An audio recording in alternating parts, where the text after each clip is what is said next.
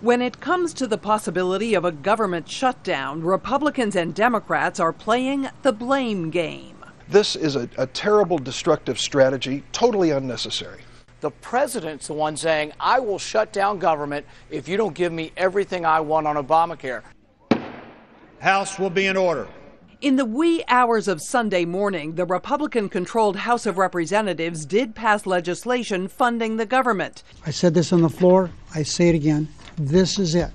But the democratically controlled Senate has already promised to reject it because of two amendments tacked on in the House. One delays for a year implementation of the Affordable Care Act, so-called Obamacare. The other eliminates a tax on medical devices such as wheelchairs that would partially fund the health care law. Mr. Obama's existing health care law is the real bone of contention. Conservative Republicans have tried repeatedly and unsuccessfully to repeal it, and Democrats say that is the goal here. This was a calculated strategy to drive the country to the cliff and then say, give us what we want in the Affordable Care Act, or we're going to shut down the government for default on our debt. But Republicans say the measure needs changes, and Democrats haven't been willing to address them. So far, Majority Leader Harry Reid has essentially told the House of Representatives and the American people, go jump in a lake.